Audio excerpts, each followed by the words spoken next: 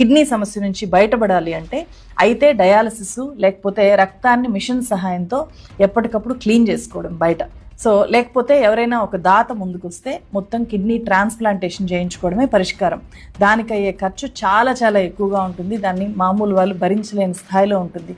హాస్పిటల్ని బట్టి కిడ్నీ మార్పిడికి 5 లక్షల రూపాయల నుంచి 15 లక్షల రూపాయల దాకా అవుతుంది. అది కూడా మనకు తెలిసిన వాళ్ళు డోనార్ ఇస్తే, లేకపోతే ఇంకా ఎక్కువగా ఉంటుంది. ఇక్కడ కిడ్నీ వ్యాధి వచ్చింది అంటే ఖచ్చితంగా ఆ ఫ్యామిలీకి ఇన్సూరెన్స్ ఉంటే ఎంతో కొంత బయటపడతారు. కానీ లేకపోతే ఆస్తులమ్ము మరి హాస్పిటల్కి లక్షల రూపాయలు పెట్టాల్సిన కండిషన్లోకి పూర్తిగా ఫ్యామిలీ అంతా మొత్తం దివాలా తీసిపోయే పరిస్థితిలోకి వెళ్ళిపోతారు. ఖచ్చితంగా అంత ఖర్చుతో కూడుకున్నది. అందుకే నేను మళ్ళీ చెప్తున్నాను, ఖచ్చితంగా ఈ రోజుల్లో అయితే హెల్త్ ఇన్సూరెన్స్ మస్ట్గా తీసుకోవాలి. అది ఏ హెల్త్ ఇన్సూరెన్స్ సరే హెల్త్ ఇన్సూరెన్స్ మస్ట్గా తీసుకోవాలి. ప్రతి ఫ్యామిలీకి హెల్త్ అండ్ టర్మ్ ఇన్సూరెన్స్ రెండు మస్ట్గా ఉండాలి అని చెప్తున్నాను. కిడ్నీ సమస్య నుంచి బయటపడాలి అంటే అయితే డయాలసిస్ లేకపోతే రక్తాన్ని మిషన్ సహాయంతో ఎప్పటికప్పుడు క్లీన్ చేసుకోవడం బయట.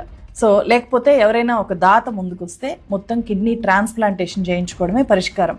దానికి అయ్యే ఖర్చు చాలా చాలా ఎక్కువగా ఉంటుంది. దాన్ని మామూలు వాళ్ళు భరించలేని స్థాయిలో ఉంటుంది.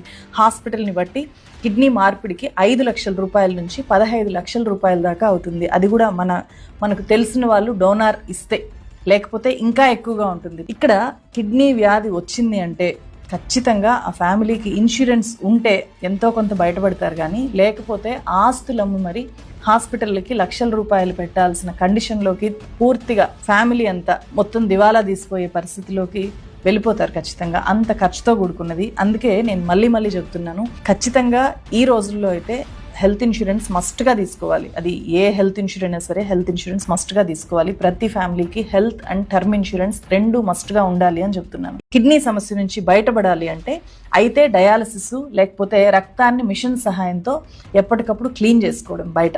సో లేకపోతే ఎవరైనా ఒక దాత ముందుకొస్తే మొత్తం కిడ్నీ ట్రాన్స్ప్లాంటేషన్ చేయించుకోవడమే పరిష్కారం.